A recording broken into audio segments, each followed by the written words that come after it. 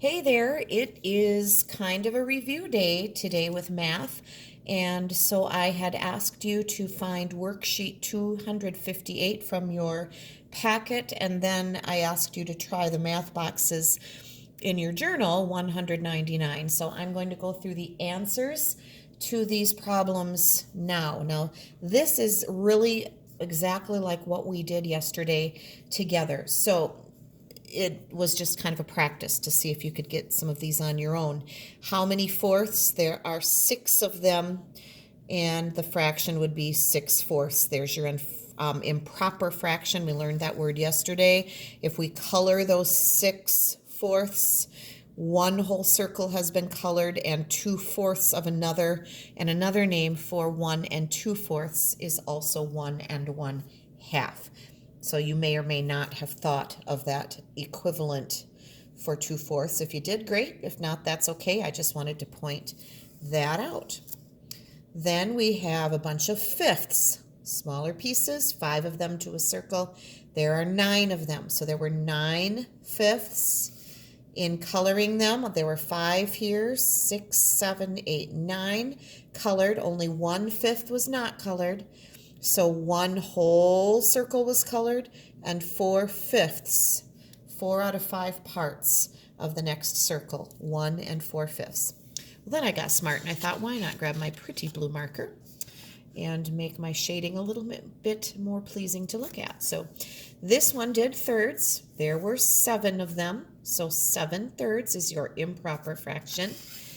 I colored 1, 2, 3, 4, 5, 6, 7 parts, 7/3. That leaves 2 whole circles completely colored for 2, and 1 out of 3 parts of the final circle, 2 and 1/3. I hope that review was just kind of reconfirming that you understood what we did yesterday. The next page is your journal page. I have some of the answers written in, some not. Box number 1, definitely a decimal point there. I hope you caught that.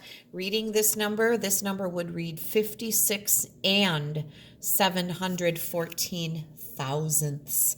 The 7 is in the tenths place, so therefore that would be 7/10. The 6 is on the other side of the decimal point in the good old-fashioned ones place, so that would be 6 ones. The 4 way over here has the least value. It is in the thousandths place, so it is worth 4 thousandths. The 5 is worth 50 or 5/10, and 1 in this number is in the hundredths place, so it is 1/100th. Remember those spitty THs when we're doing our decimals. A little decimal walk down memory lane for you. Box number 2, on which color is the spinner most likely to land? Well, I see a whole lot of green here. I should have colored this for you. Quite a bit of yellow, so half of this spinner is green. Can you see that 1/4 of it is yellow? And then there are smaller shares of blue and red. I'm not exactly sure how those would come out in fractions, but the spinner is most likely going to land on green, least likely to land on red. And that is common sense by looking at that spinner. This is called probability.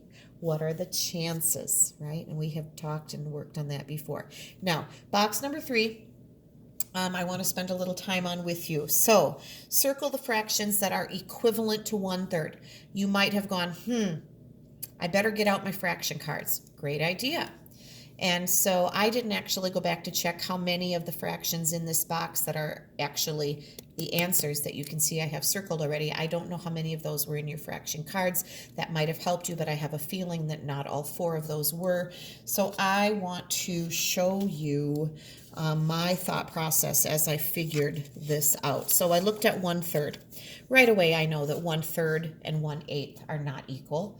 If you have 1 part out of 8, if it's the same circle, that's a little part compared to a third. So that one I knew right away.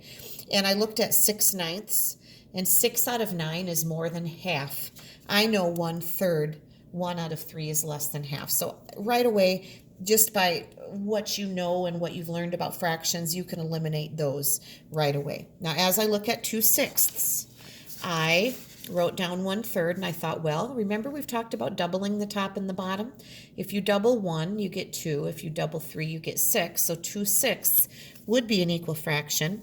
And I doubled it again and I got 4 and 12. Now, 2/6 and 4/12 were two of the choices there. So those were easy. If you had continued on with that, you would get 8/24, but I don't see anything big like that. And so it might have been easy for you to stop at those two, but I'm going to show you the 5/15 and the 3/9, and I'm going to show you a couple ways just to stretch your thinking today. If you didn't circle these, that's okay. Just circle them. We're learning together, but I want to show you something. What if you multiplied the top and the bottom? Instead of doubling it, you multiplied it times 3. 1 times 3 is 3, and 3 times 3 is 9, and that was one of your choices. And the 5/15. What if you multiplied both top and bottom by 5? 1 times 5 is 5, and 3 times 5 is 15. You would get 5/15. Now, I want to show you another little trick. And really, third graders don't need to know this, but since some of you have those math minds that are always kind of thinking ahead, I want to show you something. If you take 3/9, you're going to learn as you get older how to do something called reducing fractions into their simplest form. I don't know if you'll do it next year as fourth graders. I know you will in fifth grade for sure, so you might see it next year. If you can find a number that both the top and the bottom both divide by equally, then you're going to get another equivalent fraction that is in a simpler term. Now, I know that both 3 and 9 can be divided by 3 because 3 times 1 is 3 and 3 times 3 is 9. So if I divide 3 divided by 3 is 1. If I have 3 cookies shared by 3 people, we're sharing, right? Everybody gets 1. If I have 9 cookies shared by 3 people, 9 divided by 3, I get a 3. There's your 1/3. 3/9 in simplest form is 1/3. And I can do that same thing to 5/15. I look at the 5 and I look at the 15. I can divide both the top and the bottom by the number 5. 5 divided by 5, 5 cookies shared by 5 people means everybody gets 1. 15 divided by 5 would be 3. And so that's kind of taking it backwards, but arriving at the fact that these are equivalent names for 1/3. So I know I went off on a little bit of a tangent there, but that's just teaching some new knowledge that you can file away, and maybe next year that'll come in handy. I worked on my symmetry. I hope your symmetry looks like mine.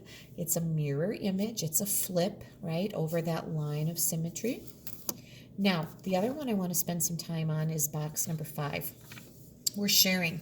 Now, there are ways to write out problems such as this. When you're sharing, you're dividing.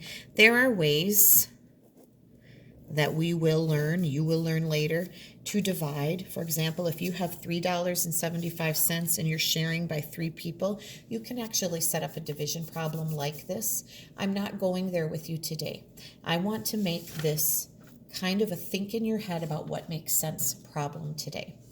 If there are 3 people and they have to share this money, if I was looking at that and I wasn't going to do a formal math problem, I'd think to myself, well, they're each going to get at least $1 a piece because there are $3, whole dollars there, and there are 3 people.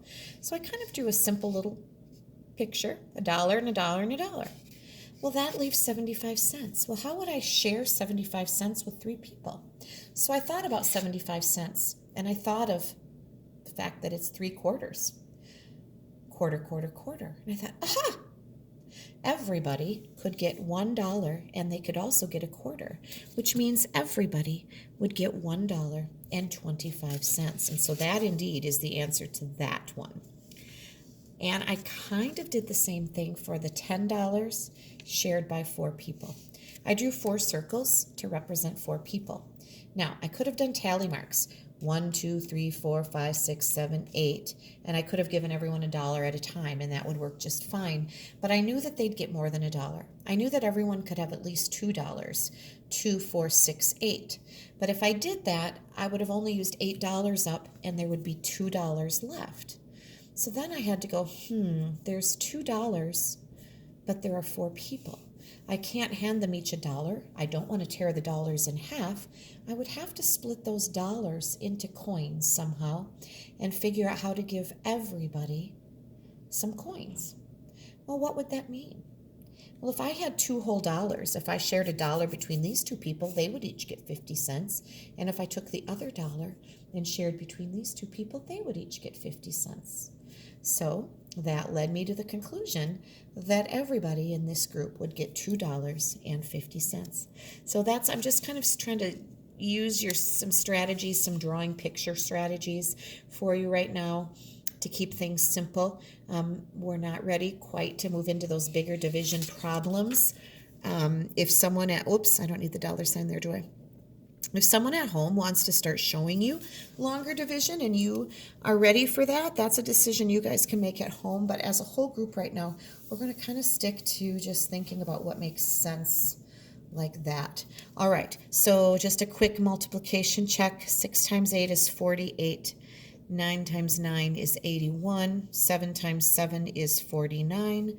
8 times 9 is 72. And 4 times 8 is 32. Now don't forget, if math ever goes quickly for you on one of these days, grab a multiplication test and give it a try. Don't forget all of those facts that we've worked on learning, and keep pushing yourself to go forward. Those are in your envelopes. They were in your first packet. I put more in your second. Those are something put there just to keep you practicing. And get on Prodigy and get on ABC, multiplication.com, Happy Numbers. Use those sites to practice in a fun way. Thank you.